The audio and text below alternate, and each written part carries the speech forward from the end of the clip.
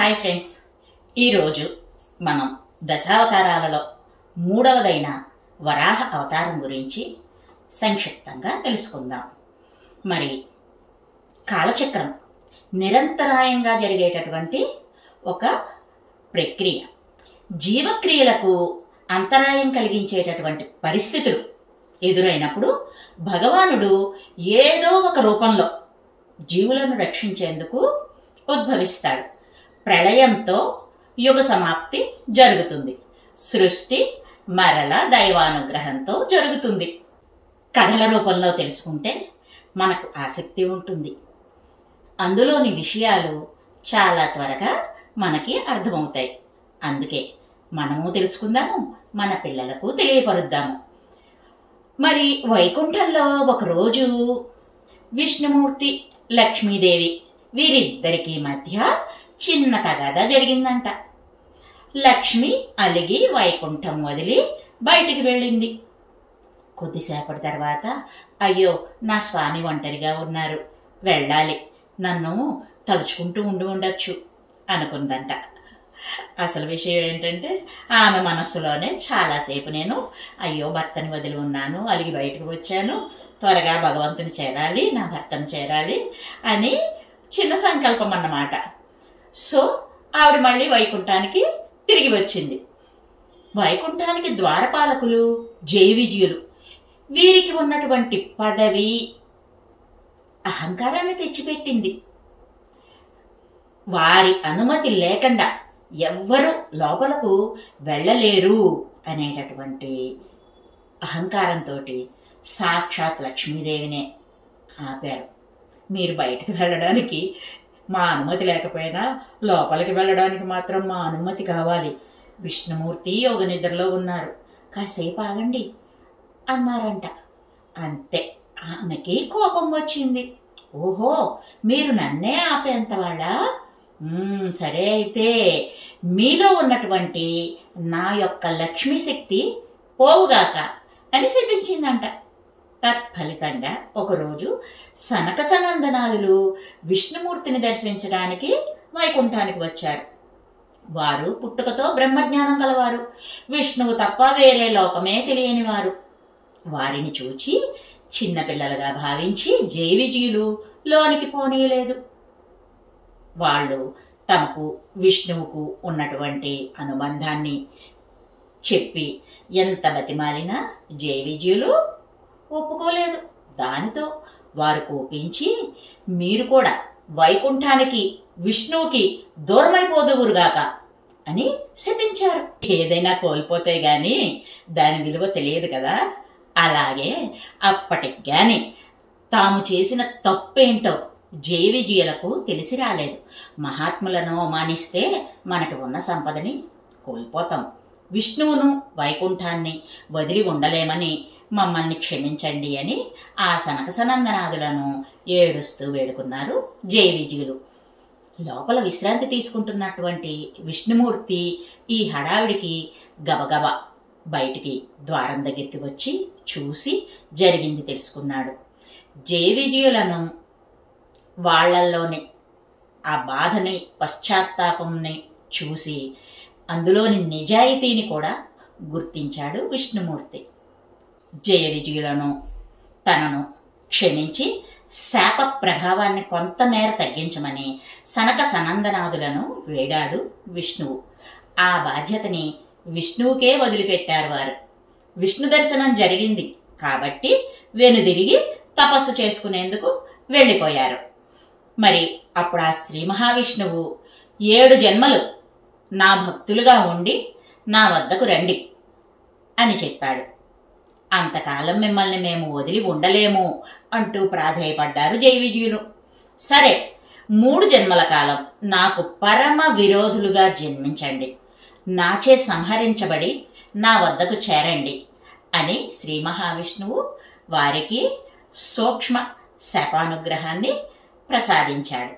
దానికి అంగీకరించారు జైవిజయులు. కశ్యప ప్రజాపతికి దితికి సంతానంగా మొదటి జన్మను ఎత్తారు జైవిజయులు. వారే హిరణ్యాక్షుడు, హిరణ్యకశిపుడు. పేరుకు తగ్గట్టే వారు జీవించారు. ఏది చూసినా అది నాదే అని దాచుకుంటాడు హిరణ్యాక్షుడు.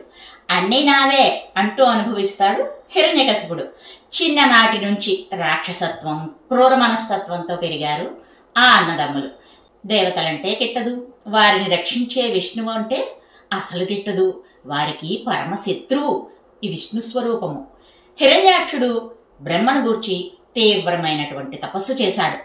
బ్రహ్మను మెప్పించాడు. సృష్టిలో ఉన్నటువంటి ఏ జీవి వల్ల కూడా తనకు మరణం సంభవించకూడదని వరాన్ని పొందాడు.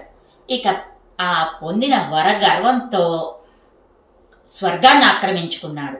ఇంద్రుని గద్దె దించి వెళ్ళగొట్టాడు. భూమిని దాచేశాడు. ఇది నాదే అన్నాడు. ఎవ్వరికీ ఇవ్వను, ఇకపై సృష్టి జరగనివ్వను అన్నాడు. ఏం చేయాలో తోచక బ్రహ్మను వేడుకున్నారు ఇంద్రాది దేవతలు. బ్రహ్మదేవుడు శ్రీ మహావిష్ణువును ప్రార్థన చేశాడు. ఉన్నట్టుండి బ్రహ్మకి తుమ్ము వచ్చింది. ముక్కు నుంచి బొటనవేలంత పరిమాణం కలిగిన ఇంతకుముందు సృష్టిలో లేనటువంటి జీవి ఒకటి శూకరం బయటికి వచ్చింది. వచ్చిందే తడవుగా పెరిగి బ్రహ్మాండమైన రూపు దాల్చింది ఆ ఆదివరాహం. ఆదివరాహ రూపుడే శ్రీ మహావిష్ణువు సముద్రాన్ని చేరుకున్నాడు. ముల్లోకాలని జయించి తన బలం నిరూపించుకోవాలని ఉంది అంటూ నారదుడితో ముచ్చటించాడు హిరణ్యాక్షుడు. మరి విష్ణువును అలాగే వదిలివేస్తావా అని అడిగాడు నారదుడు రెచ్చగొడుతున్నట్టు. అదిరిపడేలా నవ్వుతూ వికటాట్టహాసం చేసి, వాడు నాకు భయపడి ఎక్కడో దాక్కున్నాడు, తెలిస్తే వాని పని పట్టకుండా ఎలా ఉంటాను అన్నాడు హిరణ్యాక్షుడు. మరి వానిని జయించడం నాకంత కష్టం కాదు అంటూ ప్రగల్భాలు కూడా పలికాడు. నారదుడు వానితో, విష్ణువు సముద్రంలో దాగినట్లు నాకు అనుమానంగా ఉంది అంటూ హింటిచ్చాడు. ఏమైనా చేయగలవేమో చూడు అంటూ కొంచెం వెటకారంగా కూడా మాట్లాడాడు నారదుడు. భూమి కోసం వెతుకుతూ నారాయణుడు ఆదివరాహ రూపంలో సముద్రంలో వెదకసాగాడు. ఆ స్వామిని తడపాలని 7 సముద్రాలు ఎగిసిపడ్డాయి. 7 సముద్రాలు కలిసి ఎగిసిన ఆ యజ్ఞవరాహ స్వామి యొక్క 7 వెంట్రుకలు కూడా తడపలేకపోయాయి. అంత బ్రహ్మాండమైన రూపుదాల్చాడు స్వామి. ఎలాగైనా విషయం అర్థమైంది కాబట్టి విష్ణువుని చంపాలి అన్నటువంటి కసితో సముద్రంలోకి దూకాడు హిరణ్యాక్షుడు. ఒక వింత జీవి భూమిని తన కోరలపై నిలిపి సముద్రం నుండి పైకి రావడాన్ని చూశాడు. కోపంతో ఊగిపోయాడు. తనదైనటువంటి భూమిని ఎత్తుకెళ్ళిపోతున్నాడని ఆ వరాహమూర్తిని గదతో కొట్టడం మొదలుపెట్టాడు. హిరణ్యాక్షుని మదోన్మాదం మితిమీరుతోంది. ఇక యజ్ఞవరాహమూర్తి భరించలేక యుద్ధం చేయడం అంటే ఎదుర్కోవడం మొదలుపెట్టాడు. ఇంకేముంది, స్వామి తలుచుకుంటే ఏం జరుగుతుంది? మట్టుబెట్టాడు ఆ రాక్షసుని. భూమిని జాగ్రత్తగా తెచ్చి దాని యథాస్థానంలో ఉంచాడు. శ్రీ మహావిష్ణువు ఆది వరాహమై రావడానికి గల కారణం ఏంటంటే, ప్రళయకాలంలో భూమి నీటిలో మునిగిపోయింది. హిరణ్యాక్షుడు భూలోకం మొత్తం తన సొంతం అని సృష్టికి అడ్డుపడ్డాడు.